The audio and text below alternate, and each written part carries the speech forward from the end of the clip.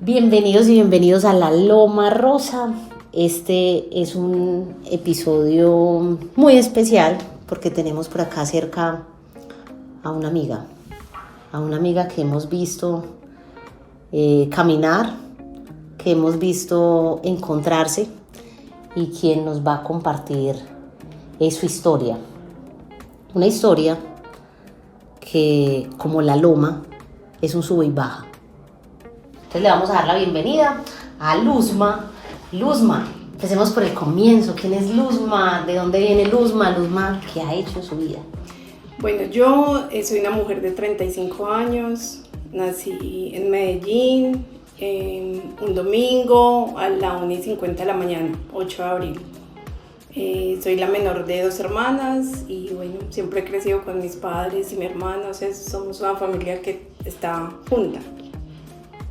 ¿Y dónde nació Luzma? ¿En qué clínica nació? ¿Por qué era tan importante la clínica? No, porque la León 13 no era muy importante, sino que toda mi vida mis papás me dijeron como eso. Como naciste en la clínica León 13 y mi mamá me cuenta historias alrededor del parto, pues como que siempre le hace énfasis a la clínica, pues, pero sí, es algo como que lo tengo marcado. Y también fue una etapa en la ciudad en que varios nacimos en esa clínica. Tú también. Que creo que por ahí cerquita, pero sí me han pasado que varias personas en esa misma clínica. Uh-huh. Y adicional, haces énfasis y sabes la hora en la que naciste, que es un dato curioso que no todos sabemos, y al parecer tiene también su trasfondo, su significado. Y en tu caso inclusive puede sonar a ritual, un domingo en la madrugada, inicio de la semana, ¿cierto? Comienza ahí tu historia. Sí, también es algo que siempre me han contado mis padres, de la hora, como que han hecho mucho énfasis en eso. Pues para mí ha sido súper normal saber la hora en que nací. Y pues si nunca me he leído la carta astral ni nada, pero yo sé que es como una herramienta para hacerlo. Sí, la hora es necesaria. ¿Oíste, Luzma?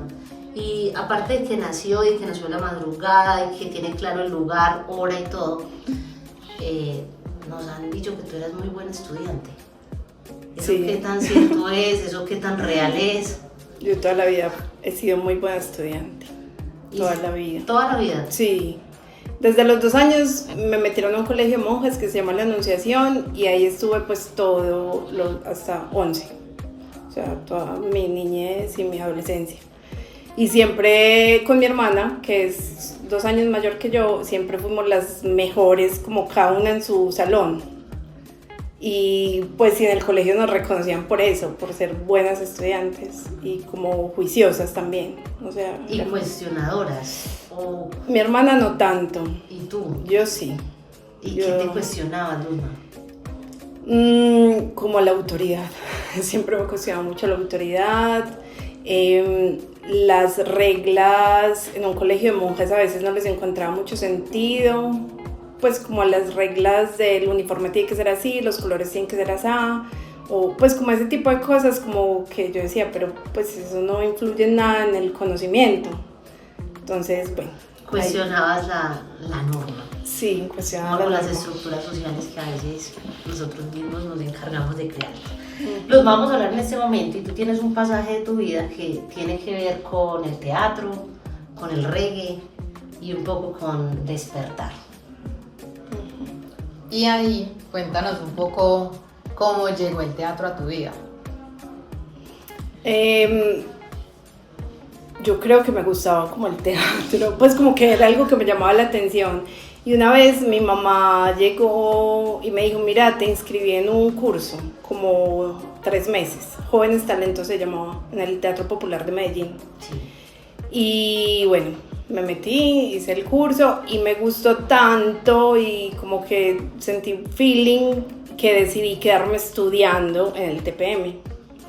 Pues como ya el curso, es que era un curso corto, ya era como el curso largo, pues como el formal.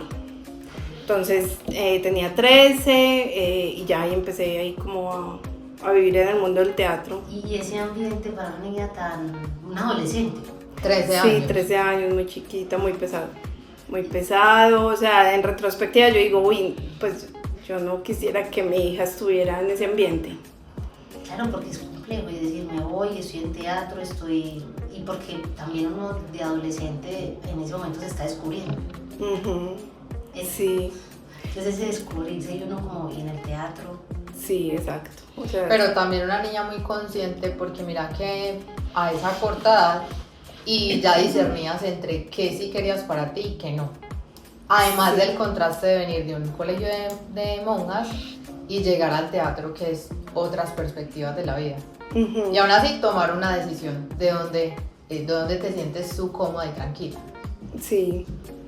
Sí, la verdad siempre he sido como centrada en ese sentido, pues, o quizá madura, no sé si sea la palabra, pero, o sea, no me he dejado llevar como por todo lo que está a mi alrededor, no, pero sí veía cosas que yo decía, uy, son pesaditas.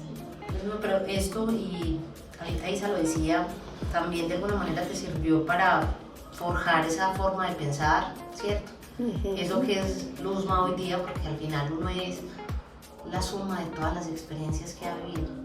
Y vos encontraste ahí al reggae.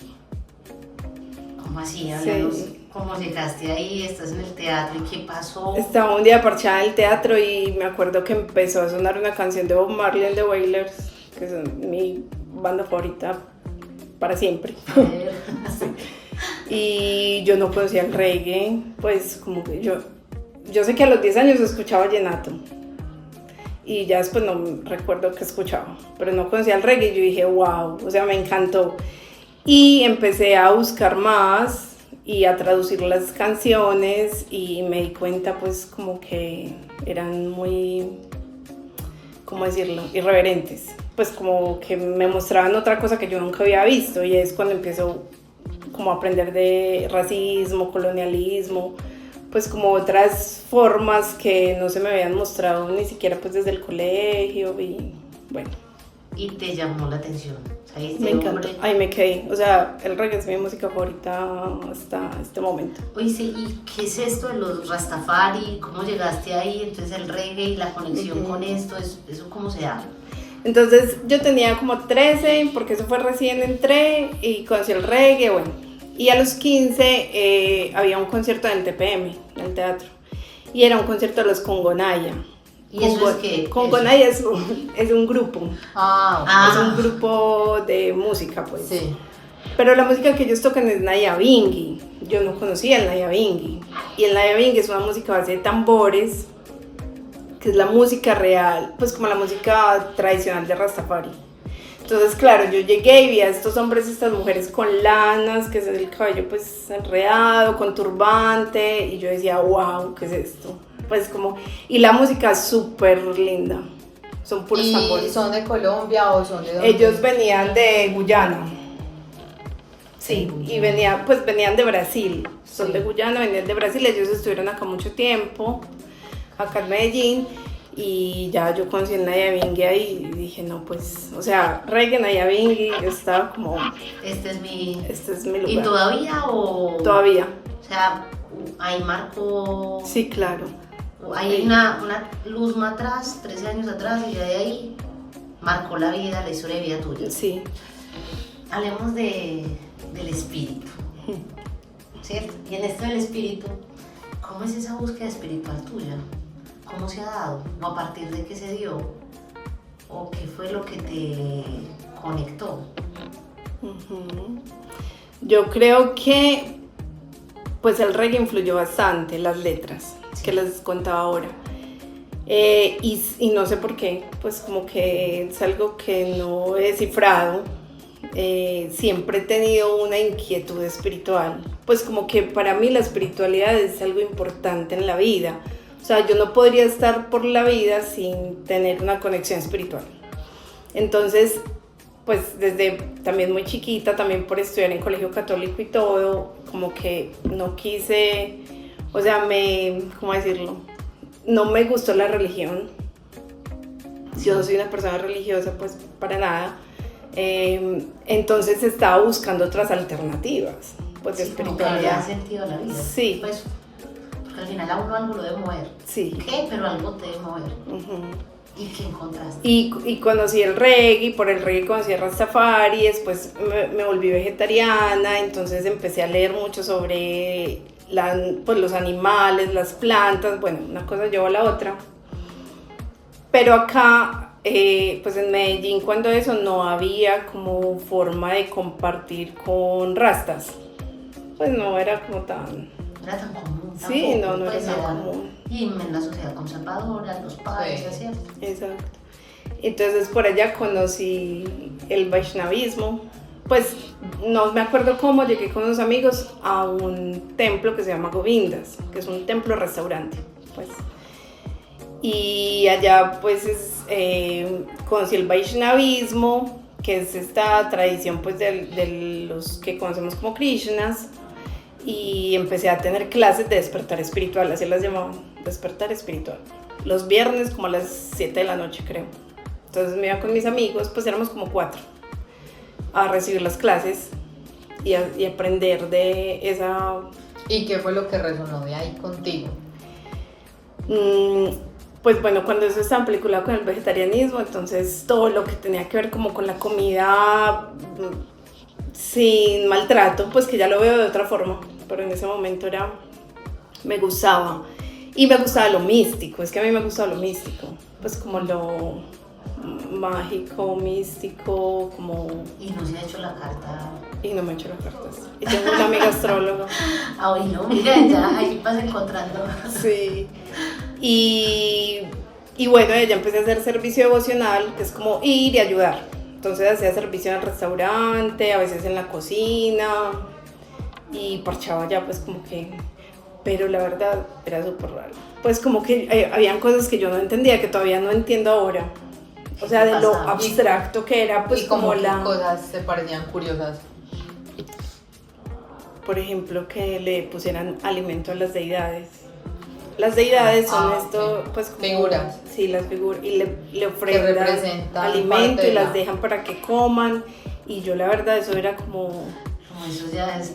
Pues como, sí, no me cuadraba. Y bueno, y otras cosas más densas, que no sé si podemos hablar de eso acá, pero... Si no, después profundizamos en esas cosas. Sí, esas cosas también. densas, ¿sí? Pero yo creo que ya la gente se está, y esas mujeres que nos están escuchando, esas personas que nos están escuchando, van entendiendo un poquito por qué Luzma, por qué este despertar espiritual, por qué Rastafari, por qué el reggae.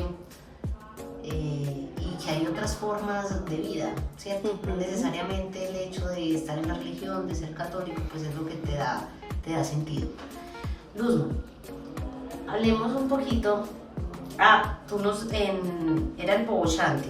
Tú nos hablabas del Bobo Shanti en tu historia. ¿Eso qué es? Es decir, si alguien te escucha, ¿y eso qué es? ¿Eso qué significa? Como en términos coloquiales.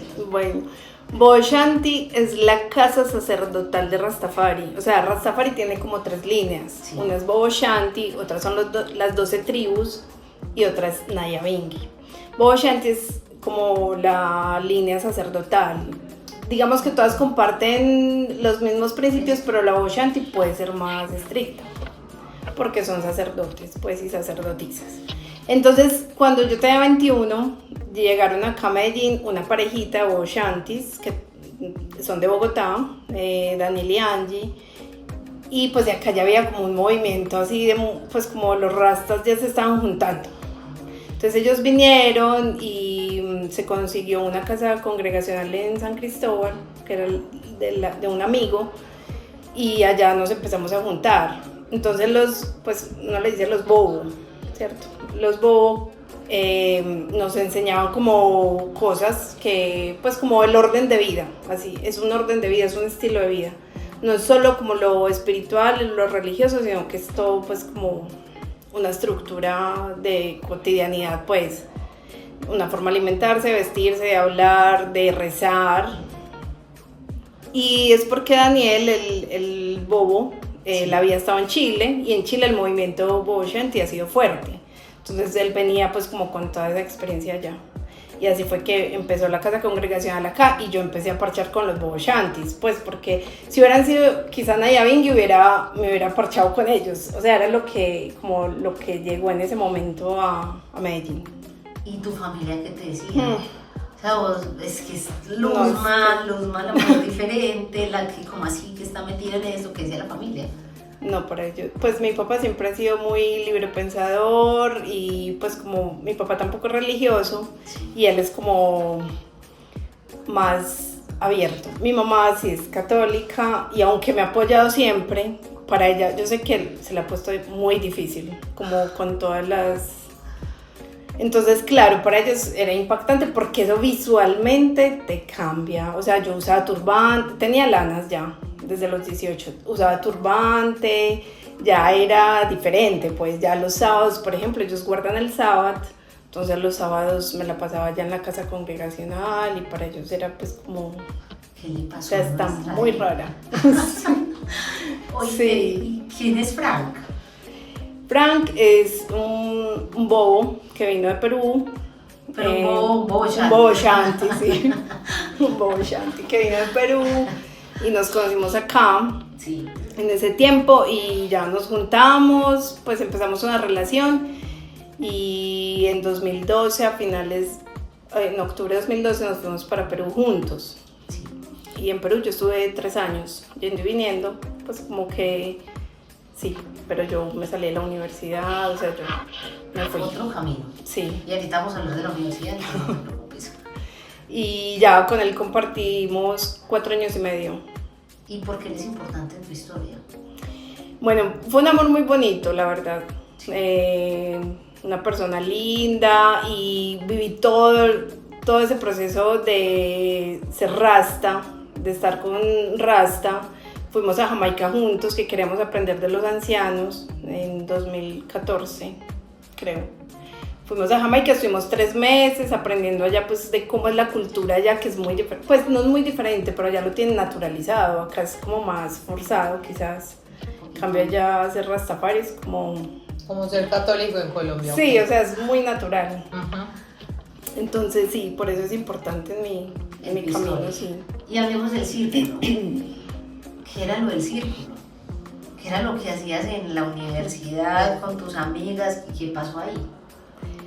Bueno, el círculo de mujeres... O bueno, si quieres, antes de hablar del círculo, tenías una relación contigo como mujer, ¿cierto? Y no hacías lo que tradicionalmente hacían las mujeres cuando les llegaba su periodo, su menstruación. Sí. Y hay algo que haces y que, pues, que hiciste en el pasado y que todavía lo haces y que quieres compartir. ¿Qué es eso? Sí, yo a los 21 también, por ese tiempo que llegaron los Bobo Shantis acá, porque la mujer rasta, Sí. o sea, los hombres tienen el ministerio del cielo, que es el altar, es la cocina y el altar de los servicios. O sea, los hombres son los que cocinan dentro de Rastafari. Y las mujeres hacemos el ministerio de la tierra y las mujeres sembramos nuestra sangre menstrual.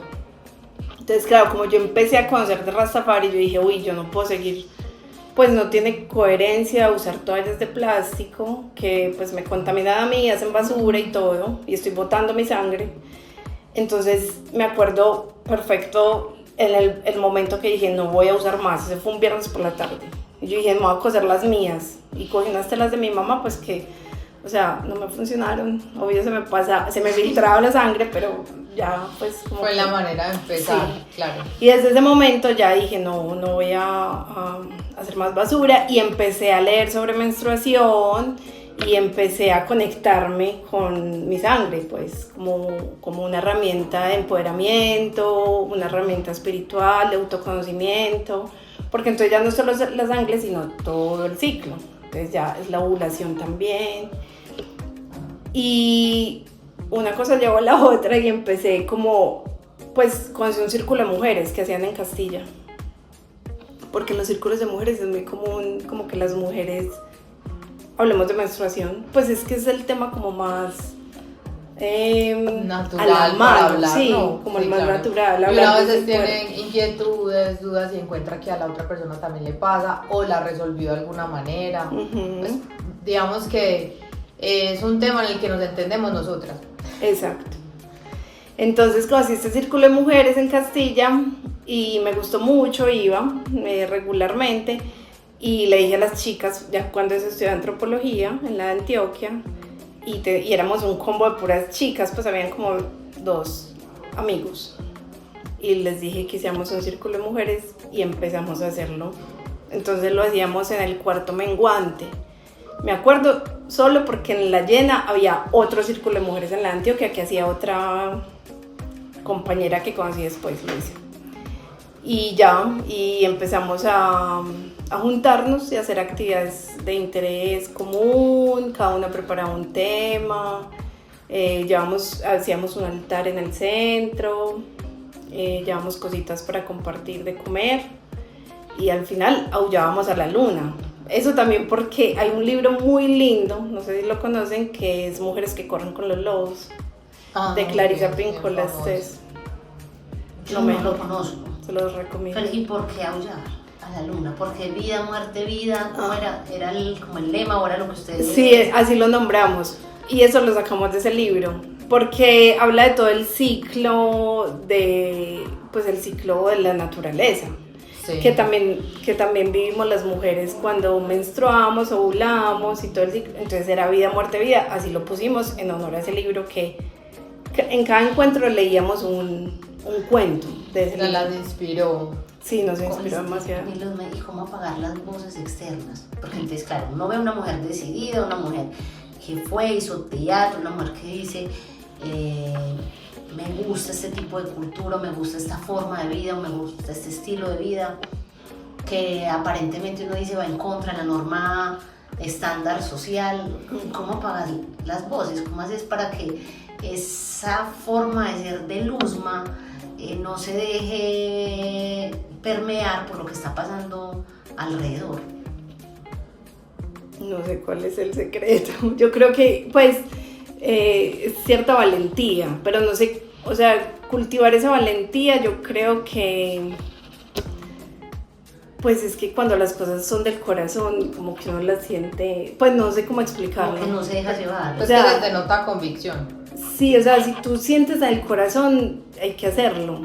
O sea, no hay que... Y lo diferente no está mal, ni lo raro. Por eso te decía, ahorita como que yo soy rarita, sí, pero pues no lo digo en mala onda. O sea, es bien. Lo raro está bien también. No hay que siempre estar como... Es como tener la valentía de confiar en que lo que estás haciendo, lo estás haciendo porque de verdad lo crees, no como solo por hacerlo. Bueno, con Luzma veníamos hablando de todo el ejercicio espiritual y de todo el camino que ha recorrido en su vida para llegar a la mujer que soy. Y queremos contarles, no crean, Luzma tiene otra parte de su historia que tiene que ver con el amor, que tiene que ver con la familia, que tiene que ver con el campo y que prontamente se las estaremos contando. Luzma, ¿qué mensaje le darías a todas esas mujeres que te están escuchando, que probablemente aún no tienen muy claro su camino espiritual y que te han escuchado hoy? ¿Qué les dirías? ¿Cuál sería ese mensaje para ti? Pues de ti para ellas. Bueno, yo les diría que no hay que tener miedo realmente a ser como una es. Y atreverse a explorar, a hacerse las preguntas incómodas funcionan mucho. Pues a veces nos cuesta como confrontarnos con nosotras mismas, hacernos preguntas de lo que queremos realmente y escuchar el corazón. Pues yo creo que por ahí nunca hay pierde, nunca. Escuchar el corazón. Con esa escuchar el corazón cerramos este capítulo, muy de corazón, muy de creer y tener esa convicción en lo que te dicta y te va narrando esa vocecita interna. Y podemos agradecerte, Luzma, por contarnos esta primera parte de tu historia, que viene la segunda, vale la pena escuchar esa segunda parte. Muchas gracias por estar aquí en La Loma Rosa. Luzma, gracias por estar en La Loma Rosa y gracias a todos los que nos han escuchado en este episodio tan bonito que tiene que ver mucho con espiritualidad y cómo la misma vida te va llevando por el camino que vos vas sintiendo. Apaguen esas voces externas que a veces no los dejan avanzar, no los dejan continuar y vayan por esos sueños, por eso que ustedes creen. Un abrazo y nos vemos en el siguiente episodio, también acá con Luzma.